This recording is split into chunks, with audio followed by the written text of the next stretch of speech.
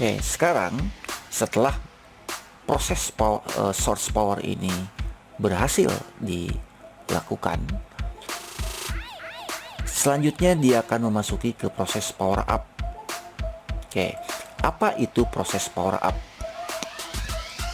Power up itu adalah sebuah proses di mana proses power distribution akan diperintahkan. Sekali lagi, power up ini adalah sebuah perintah agar power distribution ini bekerja. Oke, power up ini sebetulnya sangat sederhana. Kita mulai dulu dari MediaTek. Perintah power up atau perintah agar IC power ini dapat mendistribusikan tegangan itu pada awalnya bisa dilakukan dari on off, dari power on ini atau power key. Dan selalu yang namanya power key ini jalurnya langsung diakses ke PMU atau IC power. Entah itu di MTK, di Intel, di Exynos, semua sama. Ya pasti melalui IC power. Oke. Namun dalam hal ini ada beberapa poin yang perlu Anda ketahui juga selain keterlibatan power key ini ya dalam hal proses power on ini. Coba kita lihat di sini. Jalur power key ini dia akan masuk ke dalam sebuah blok yang ada di dalam PMU, yaitu bagian control logic.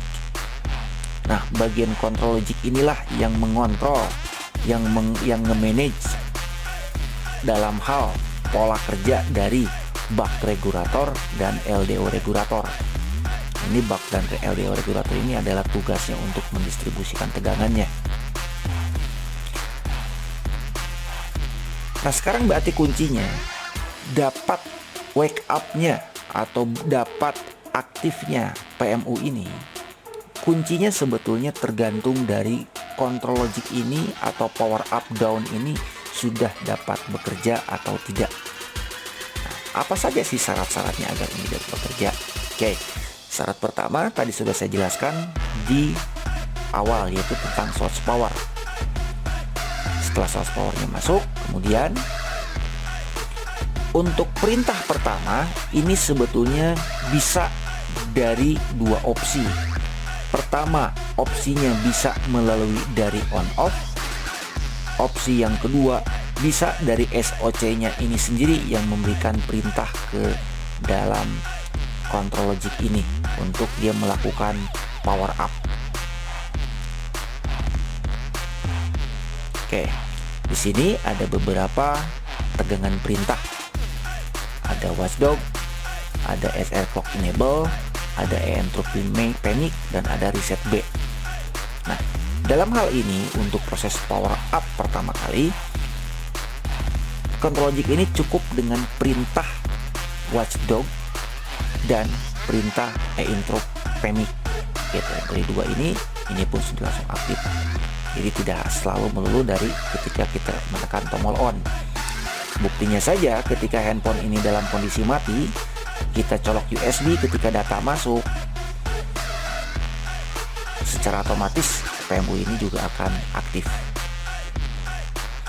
Oke, sekarang kita bandingkan dengan di Exynos. Ini adalah on off ya. Oh maaf, ada yang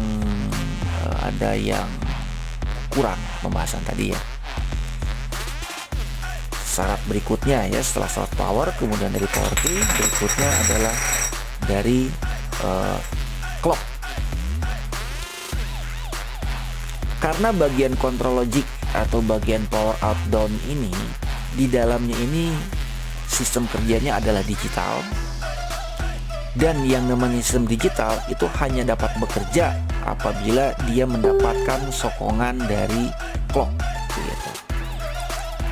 Maka setiap IC power itu selalu di samping IC power itu ada kristal dengan ukuran 32 kilo, atau kalau dirincikan nilainya 32 kilo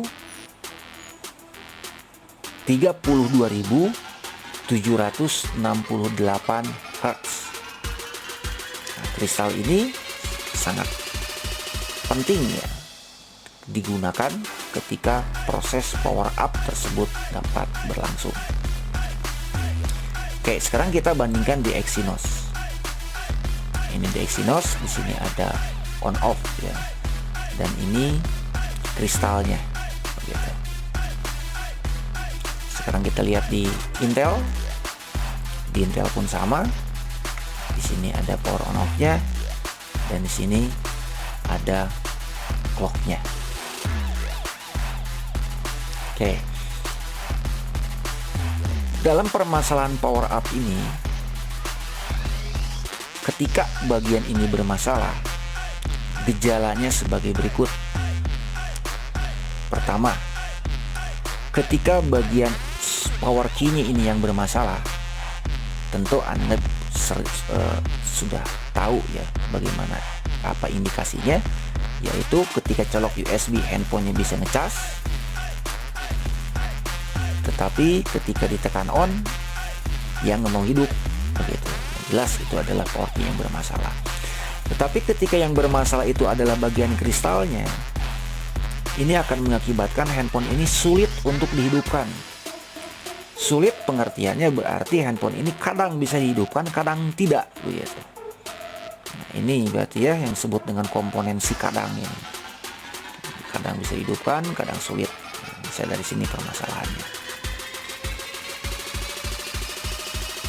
Namun dalam permasalahan power up ini tidak ada permasalahan short di bagian power up, karena bagian power up ini tidak mengandung arus yang tinggi begitu. Bagian power up ini hanyalah sebuah perintah saja. Oke, sekarang kita lanjutkan di video tutorial berikutnya tentang power distribution.